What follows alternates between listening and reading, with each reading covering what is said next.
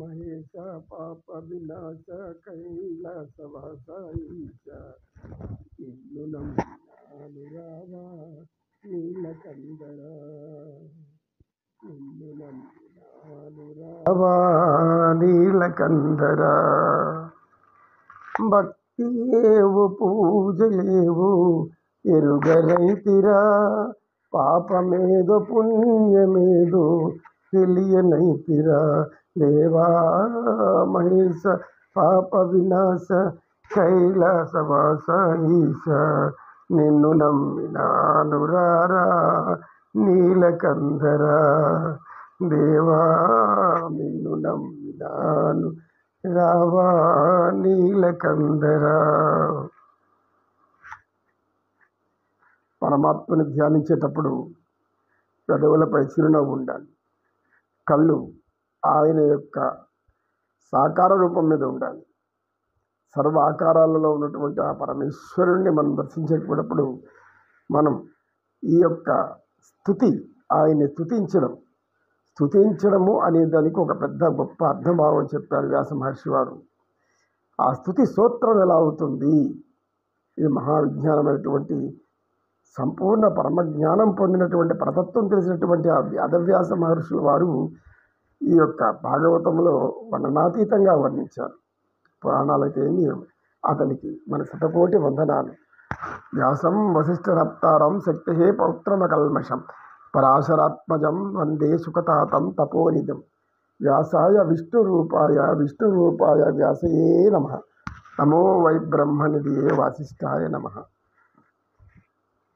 పరమాత్మని గురించి మనకు తెలియాలంటే పరమపదం సాధించిన వాళ్ళని తెలియాలి. వాళ్ళని ఆప్తులు అంటాం. మనం ఆగమశాస్త్ర నిపుణులు అంటాం. ఆగమశాస్త్రాలు అంటే ఏమి? ఆప్తులు. భగవంతుడి నుంచి స్వయంగా గ్రహించిన జ్ఞానాన్ని ఏ విధంగా ఆచరించాలి అని సంపూర్ణంగా తెలియజేయబడినటువంటి వాళ్ళు, పరిపూర్ణ జ్ఞానం కలిగినటువంటి వాళ్ళు ఆప్తులు అని అంటాడు పతాంజలి మహర్షి గారు. వివేకానంద స్వామి కూడా అదే అంటారు.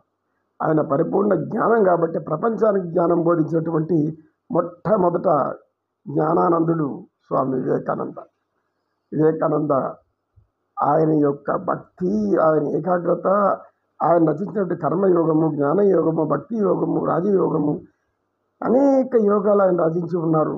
దాన్ని చదివితే మన జీవితం ధన్యమవుతుంది. అంటే జీవన పోరాటానికే కష్టం కాబట్టి ఇవన్నీ ఎక్కడ మేము చదువుతాం మహానుభావులారా అంటారు. అనుకోవచ్చు, తప్పులేదు. వినండి, చెప్పేవాళ్ళేదో 10 నిమిషాలు 15 నిమిషాలు కేటాయించండి. మీ మనశ్శాంతి పూర్తిగా వస్తుందంటే నమ్మండి. మీకు ఎటువంటి కష్టం రాదు. మీకుండే కష్టాలు పోతాయి, దోషాలు పోతాయి, అనేకమైనటువంటి మానసిక సమస్యలు ఆనందంగా ఉంటాయి. అంత అద్భుతమైనటువంటి వివేకానంద స్వామి రచనలు మనల్ని, మన మానసిక సమస్యలను తొలగించేటటువంటి ఒక గొప్ప ఉద్గ్రంథంగా చెప్పాలి. ఆయనే ఒక ఉద్గ్రంథం. ఆయనకి మించిన జ్ఞానం మనం ఎక్కడ కూడా తెలుసుకోలేము మేము ఈ తరంలో. కనుక అందరూ కూడా భక్తి కలిగి ఉండండి. భక్తి 9 విధములైనటువంటి రూపాల్లో ఉంటుంది.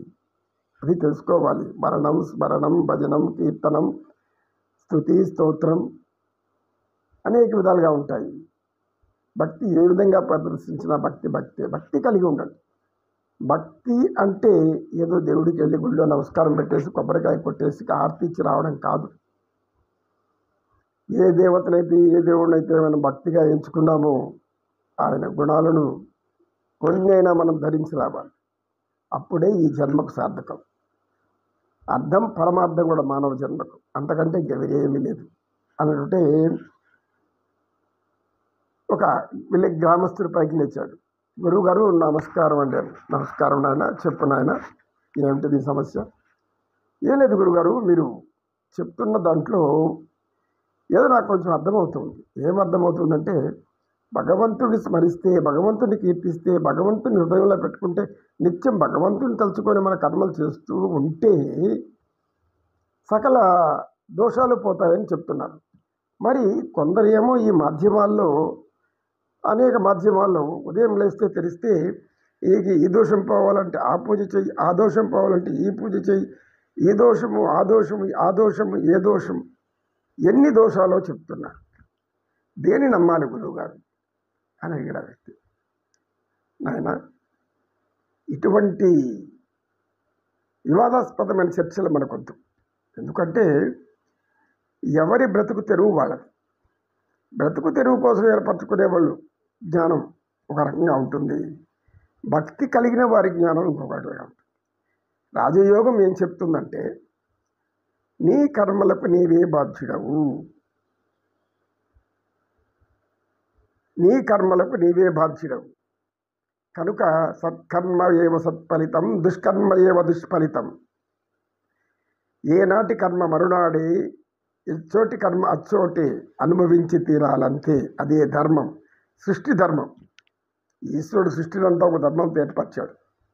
ఆయన ధర్మాన్ని అనుసరించి సృష్టి మొత్తం తిరుగుతూ ఉంది. మనకు కనబడే అఖిలాండ ఒకటి గోళాలు అయితే ఏమి, నక్షత్రాలు అయితే ఏమి, నక్షత్ర మండలాలు అయితే ఏమి, ఆయన ఏర్పరిచిన ధర్మానుసారమే అవి తిరుగుతున్నాయి. అవి సంచరిస్తున్న ఈ సృష్టిలో, అనంతమైన ఈ సృష్టిలో.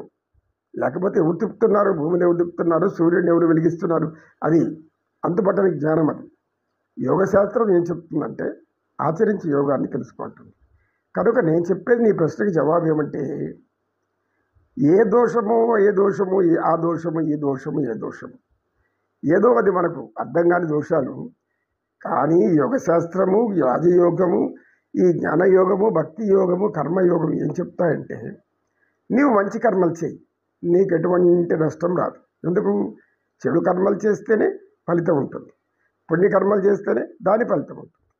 నువ్వు ఏ కర్మలు చేసినా దాని ఫలితం నీకు ఉంటుంది అని కర్మయోగం చెప్తున్నప్పుడు, మన కర్మల్లో మనం మర్చిపోయి ఉండే ధనాన్ని ఎత్తకపోయి ఈ దోషాలకు ఆ దోషాలకు ఈ దోషాలకు పోగేసేస్తూ ఉంటే ఇక నీకు మిగిలేది ఇంకా దరిద్రం కాకుండా ఇంకేం మిగులుతుంది.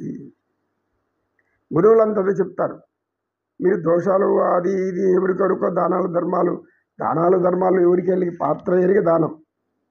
పాత్ర ఎరిగి దానం అంటే ఎవరికి అవసరం వాడికి తిండి పెట్టు. కడుపు నిండా తిన్న వాడికి తీసుకెళ్ళి పంచభక్షణాలు పెడితే వాడు దాన్ని అట్లా అనేసి అట్లా మారేస్తాడు. కనుక ఎవరికి ఆకలి వాళ్ళ ఆకలి తీర్చండి, ఎవరి బాధ వాళ్ళ బాధ తీర్చండి, ఎవరు ఏ సమస్యలో ఉండారో వాళ్ళ సమస్యను పరిష్కరించండి. ఇది ఎవరి బాధ్యత వాళ్ళ బాధ్యత తెలుసుకోండి. అదే ధర్మం. సృష్టి ధర్మం ఒకటే.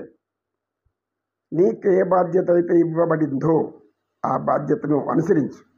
ఎట్లా? నిష్కామంగా. ఫలితాలు నాకు ఇంత రావాలి అంత రావాలి, నేను చేసిన దానికి ఇంత అంత అనుకుంటా కూర్చుంటే నీకు ఏమీ రాదు. మిగిలేది నీకు నువ్వే మిగులుతావు. భగవంతుడు నీ వెనకాల ఉన్నాడు, నీ ముందు ఉన్నాడు, చుట్టూ కూడా ఉన్నాడు. ధర్మాన్ని ఆచరిస్తూ పనిచేయి. నీకు అప్పుడు అన్ని దైవం యొక్క అన్ని శక్తులు నీ వైపు ఉంటాయి. దివ్య శక్తులు సృష్టిలో అనేకం ఉన్నాయి. చెడు శక్తులు ఉన్నాయంటే దాన్ని ఎదుర్కోవడానికి దివ్య శక్తులు అనేకం ఉన్నాయి. మనకి ఇవన్నీ నిరూపించిన మహాత్ములు ఎంతలో మంది ఉన్నారు. కనుక నీవు చెబుతున్నటువంటి ఈ దోషాలన్నీ కూడా అది నాకైతే నేను దాన్ని విమర్శించడం అని మనం ఎవరు అనము. యోగశాస్త్రం ఏం చెప్తుంది, వివేకానంద స్వామి ఏం చెప్తున్నారు, రామకృష్ణ పరమహంస ఏం చెప్తున్నారు, రమణ మహర్షి ఏం చెప్పారు, వీళ్ళంతా ఏ దోషాలు ఏ నివృత్తులు చెప్పలేదు. భగవంతుడిని పూజించండి, దైవాన్ని ఆరాధించండి. ఈశ్వరుడు పరమేశ్వరునికి మించిన శక్తి లేదు. వెళ్ళండి, అనేక దేవాలయాలు మన భారతదేశాల దేవాలయాలకు కొదవలేదు. అవన్నీ కూడా జ్ఞానాలయాలే, మనకు జ్ఞానం కలిగించే ఆలయాలు. ఆలయంలో అడుగు పెడితే మనం చూడాల్సింది దైవాన్ని. దైవంతో పాటు ఆలయంలో ఉండేటటువంటి అన్నిటినీ పరిశీలించారంటే అక్కడ ఉన్నటువంటి చిత్రాలు, చెక్కబడిన శిల్పాలు అన్నీ మనకు జ్ఞానాన్ని ఇస్తాయి. ప్రతిదీ జ్ఞానం ఇస్తుంది. దేవుడి దగ్గరికి వెళ్ళి మనం భగవంతుని దర్శించుకుంటాం, చాలా ఆనందకరం. అయినా దర్శించుకున్న దానికంటే పోయే దోషము ఇంకా వేరే దోషాలు ఎక్కడ మిగులుతాయి? పరమాత్మను ఈ యొక్క జ్ఞాన చక్షులతో కాకపోయినా ఈ శారీరక చక్షులతో చూసిన ఆ మంత్రాలు ఈ చెవులతో విన్నా, అక్కడ ఉన్నటువంటి సుగంధ లేపనాలు వాసన చూసిన, మన నోటితో 4 మాటలు కీర్తించిన సర్వదోషాలు నశిస్తుంది అని చెప్పేదే భక్తి యోగం. నీ కర్మలు నీవు ఏ యొక్క తప్పకుండా ధర్మాన్ని ఆచరిస్తూ చెయ్యి, నీకే కర్మ అంటదు అని చెప్పేది కర్మయోగం. నీకేమి ఉండవు, ఏమి రావు. రాజయోగం, దైవాన్ని తెలుసుకోవడానికి నీవు క్రియాయోగాన్ని అనుసరించు. తపస్సు, స్వాధ్యాయము, ఈశ్వర ప్రణిధానము. ఈశ్వర ప్రణిధానానికన్నా మించినటువంటి దోషాలు ఎక్కడ ఉంటాయి? ఈశ్వరుడికి మొత్తం సర్వస్వం నర్పించేసి అయ్యా నన్ను రక్షించు అంటే పరిగెత్తుకుంటూ వచ్చాడు శ్రీ మహావిష్ణువు వైకుంఠం నుంచి. ఒక ఏను గజేంద్రుడు, గజేంద్ర మోక్షం మహా అద్భుతమైనటువంటి కావ్యం అది. అంటే భక్తిని తెలియజేయడానికి, అందులో ఉన్న తత్పరత తెలియజేయడానికి భగవంతుని యొక్క గుణాలు తెలియజేస్తాయి. కనుక మనం అందరం కూడా ఏం చేయాలంటే, దోషాలు వాటిని నమ్ముకొని రాన్నారు, ఇప్పుడు ఎక్కడికి వెళ్తున్నాము అంటే ఎక్కడికో వెనక్కి వెళ్ళిపోతున్నామేమో అనిపిస్తుంది. ఎందుకు? చరిత్ర చెప్పే సత్యాలు అనేకం ఉంటాయి. క్రీస్తుకు పూర్వం ఇదే విధంగా జరిగింది. 600 సంవత్సరాల కిందట బుద్ధుడు జననానికి ముందుగా భారతదేశం ఎలా ఉండిందో చరిత్ర చెప్తుంది. చరిత్ర కానీ చదివినామంటే ప్రతి ఒక్కరికి అర్థమవుతుంది. ఎందుకు ఒక చక్రవర్తి కావలసినటువంటి గౌతమ బుద్ధుడు, సిద్ధార్థుడు ఏం ఆలోచన వచ్చింది ఆయనకి?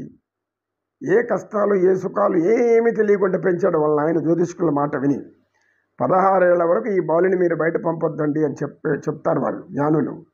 ఆ జ్ఞానులు చెప్పిన మాట విని లోకానే తెలియకుండా పెంచాడు. ఇంకా రాజు పట్టాభిషేకం చెయ్యాలి, అప్పటికే పెళ్ళయింది, ఒక బిడ్డ కూడా రాహులుడనే బిడ్డ పుట్టారు. ఈ యొక్క దేశాటన అనేది క్షత్రియ ధర్మం ఒకటి. ప్రజల సుఖాలు తెలుసుకోవాలంటే, కష్టాలు తెలుసుకోవాలంటే, వాళ్ళకి మేలు చేయాలంటే రాజు అనేవాడు ఆ యొక్క రాజ్యం తిరిగి రావాలి. అలా తిరుగుతున్నప్పుడు ఆయన కనపడిన దృశ్యాలన్నీ కూడా ఆయనకి ఏం అర్థం కాలేదు. అంతవరకు సర్వసుఖాలు ఏదో స్వర్గసుఖాలు అనుకుంటున్నటువంటి ఆ వ్యక్తి, మన సిద్ధార్థుడు, అర్థం కానీ చూసేసరికి ఆయన ఎక్కడికి వెళ్ళాడు? బోధి వృక్షం. బోధి వృక్షం అంటే ఏమి? రాగి చెట్టు. రాగి చెట్టు ఎందుకు? ప్రతి గ్రామంలో రచ్చబండ చుట్టూ రాగి చెట్టు మధ్యలో రచ్చబండ పెడతారు. ఎందుకు? రాగి చెట్టులో 85% మనకు ప్రాణవాయువునిచ్చే శక్తి ఉంది. దానికి అనంతమైనటువంటి వైద్య మూలికలతో గుణాలు కలిగినటువంటి రాగి చెట్టు. దాని కింద కూర్చుంటే మనిషి మనసు అధర్మం అయిపోదు, ధర్మం వైపైపోతుంది. అందుకే రచ్చబండలని రాగి చెట్టు మధ్యలో చుట్టూ కడతారు. ఈ విజ్ఞానం అంతా మనం నేర్చుకోవాలి. నేర్చుకుంటే కానీ జ్ఞానం రాదు కదా. జ్ఞానం నేర్చుకోకుండా మన అజ్ఞానంలో 3వ ఆచారం, ఉదయం లేచింది నువ్వు ఈ కర్మలు చేసినావు, నీ కర్మలేమో నువ్వు చెప్పుకుంటావు, నాకు ఆ కష్టం.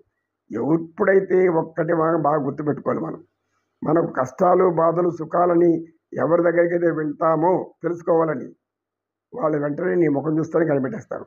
నువ్వు అనేక కష్టాల్లో ఉండవు, అందుకే ఇక్కడికి వచ్చినా. ఇక్కడికి వచ్చినావంటే అర్థం ఏమి? సమస్యలు ఉంటే నా దగ్గరికి వస్తావు, అది రావు. భగవంతుడి దగ్గర కష్టాలు ఉంటేనే పోతావు, లేకపోతే పోవు. అన్ని సుఖాలు ఉంటే ఎప్పుడు ఒకసారి ఎవరు నమస్కారం పెట్టేసిపోతా ఉంటాం. ఇట్లా నమస్కారం మాత్రం పెట్టం. కనుక ఇది మానవుల సహజ నైజం. మనుషుల యొక్క బలహీనతను ధనం చేసుకునే వాళ్ళు కూడా అనేక మంది ఉన్నారు. అందరూ మనం అనకూడదు. అందరూ మనం అనం. జ్ఞానం బోధించేవాళ్ళు తత్వజ్ఞానం బోధిస్తున్నారు, అర్థం చేసుకోలేక మనమే అల్లాడుతున్నాం.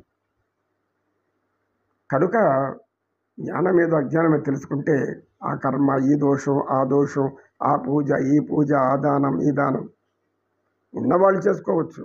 లేని వాళ్ళు, తిండికి లేని వాళ్ళు కష్టాలు చెప్పుకొని పోతే వాళ్ళకి ఇది చేయండి, అది చేయండి, అది చేయండి, ఇది చేయండి, దోషం చేయండి, వాళ్ళ పనులన్నీ మానుకొని దోషాల కోసమే తిరుగుతూ ఉంటే వాళ్ళకి బ్రతికెక్కడుంది? జ్ఞానం ఎప్పుడు వస్తుంది?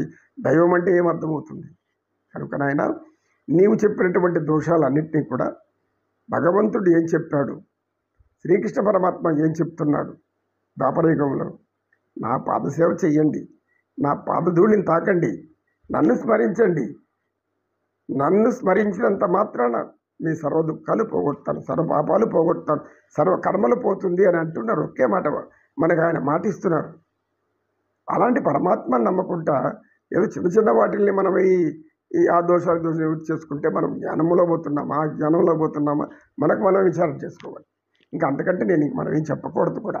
ఎందుకంటే ఎవరి బ్రతుకుతారు వాళ్ళది, బ్రతుకుతడి కోసమే అందరూ జీవిస్తుంటారు. కొంతమంది పుణ్యాత్ములు, ధర్మాత్ములు, జ్ఞానాత్ములు వాళ్ళు జ్ఞానం కోసం ఆశించరు, పొరక పల్ల కూడా ఆశించరు. వాళ్ళకి చెప్పడమే, తమకు తెలిసిన జ్ఞానాన్ని చెప్పడమే వాళ్ళ పని. ఓం నమో నారాయణాయ నమః. సర్వే జనా సుఖినో భవంతు, సమస్త సన్మంగళాని సత్తు. ఓం శాంతి శాంతి శాంతి. ఏతత్ సర్వం శ్రీకృష్ణార్పణమస్తు. ఓం తత్సత్. కృష్ణం వందే జగద్గురు. ఈ మాట మనవకుండా ఉంటే మనకు ఏ దోషాలు అంటవు, అంటుకున్నా అయిపోతాయి. ఏమంటుకుంటాయి, ఏమంటుకో మనకు తెలియదు. జ్ఞానం ఉంటే ఏది అంటుకోదనేది భగవంతుడి యొక్క శాసనం. జ్ఞానం లేనప్పుడు ఇవన్నీ అంటుకుంటాయి. ఎందుకు? మనకి ఏది మంచో ఏది చెడ్డో తెలియదు, చేసేస్తాము. వెంటనే ఇది ఇది చేసి నీకు దోషం వచ్చింది, నీకు అంటుకుంది, ఈ పాతకం అంటుకుంది, ఇదేదో అంటుకుంది, అదేదో అంటుకుంది. దీనికి ఇవన్నీ పరిహారాలు. ఏం పరిహారాలు? ఏం చేసుకోవాలో ఎవరికి అర్థం కాదు. కాబట్టి నాగరికత కలిగిన ప్రపంచంలోనే అత్యున్నత నాగరికత కలిగిన దేశం భారతదేశం. పురాతన నాగరికతల దేశాలన్నింటిలో మంది కూడా ఒక అతి పురాతనమైన నాగరికత కలిగింది. ఇంత నాగరికత కలిగిన దేశం, నాగరికతతో పాటు దైవ జ్ఞానాన్ని, దైవాన్ని ఈ భూమి మీద అడుగుపెట్టినటువంటి పరమాత్మను సృష్టికర్త అడుగుపెట్టినటువంటి ఈ భూమిలో మనం దోషాల కోసం వెతుక్కోకూడదు. కాకపోతే చెడు కర్మలు చేయకుండా ఉండాలి అనుకోవాలి, మంచి కర్మలే చెయ్యాలి అనుకుంటూ ఉండాలి. మంచి ఏదో చెడేదో మనకు భగవంతుడు చెప్తాడు, ఆయన నమ్ముకుంటే చెప్తాడు. దైవం ఎప్పుడు మంచి చేయమంటాడు కానీ దైవం చెడు చేయమని చెప్పాడు. ఓం నమః శివాయ. సర్వే జనా సుఖినో భవంతు.